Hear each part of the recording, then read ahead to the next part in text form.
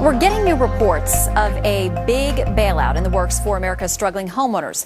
The Wall Street Journal reporting that Bank of America is working with the feds on a multi-billion-dollar loan forgiveness plan for American homeowners having difficulty with their mortgages. But should they be doing that? Let's talk about it with Neal Asbury, radio talk show host, and Adam Lightman-Bailey, real estate attorney and author of Finding the Uncommon Deal. All right, gentlemen, let's talk about it. Adam, first of all, how would you feel if you're someone who's kept up on your payments knowing others are going to get bailed out? Why should you be supportive if you have kept up with your bills? Well, I'm not supportive of any time the government interferes with the free market system and contractual relations. The people borrowing money made deals with banks. They should follow them. That being said, it looks like this bailout isn't a bailout. It's actually Congress or Obama administration asking the lenders to take a haircut and make more reasonable refinancing modifications with the actual borrowers. All right, Neal, are they asking? What's the motivation here? Why would these companies be willing to go along with this? Well, first of all, I would like to say that the concepts here are pretty complex. But we get back to something that's very easy to understand, and that this is just morally wrong. So every American understands this. Yes, people are going to have to take a haircut here. Like, I'll agree with the previous guest. Just like me, I've had a big haircut, and they're going to have to fess up to these big losses in a big way. But this is not how we win the future, by making Americans wards of the state and just expecting the next handout. You know, do they want health care? Give them health care. Do they need a car? Give them a car. Do they need a house? Give them a house. Do they need a mansion? Give them a mansion. So why these companies would go along with it, they're going to have to take a haircut anyway. So I think that they're expecting the government is going to come out with billions of dollars of forgiveness for them. All right, Adam, there is reporting that the reason that some of these banks might be willing to go along with this is because it's a way to stave off future litigation against them or claims against them or fines against them by the government. Do you feel like that's the appropriate negotiating structure if you're asking these banks to make these big changes? That's a tough question, and the answer is yes and no.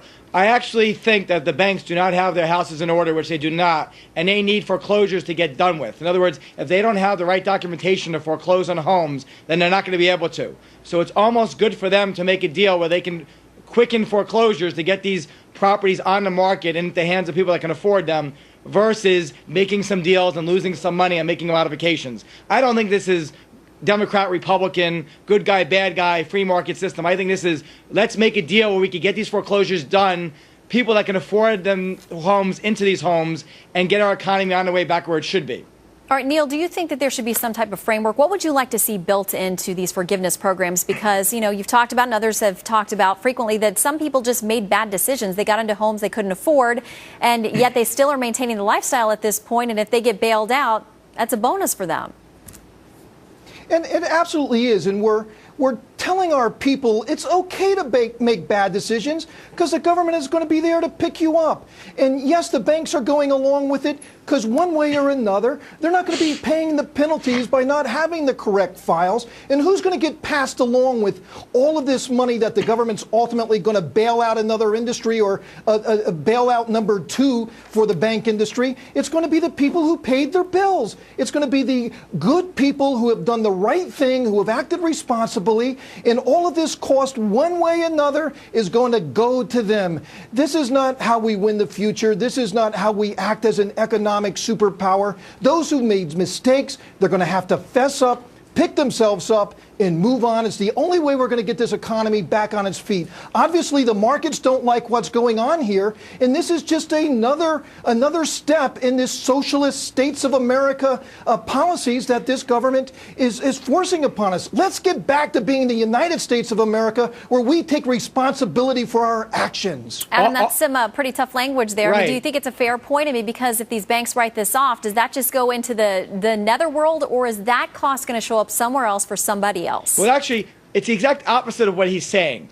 What Fannie Mae lost $8 billion from March, April, May, and we think June. $8 billion a month. So no one's asking to give more money to Fannie Mae. If anything, in October, we're taking away Fannie Mae money, and we're actually lowering the jumbo loans, and depending on where you live, from 729 to 625 or to 415,000, meaning that it's harder to get a loan as of October. The government's pulling out of government making loans, and what it's saying is, we're going to make it harder for you to get a loan. You need higher credit.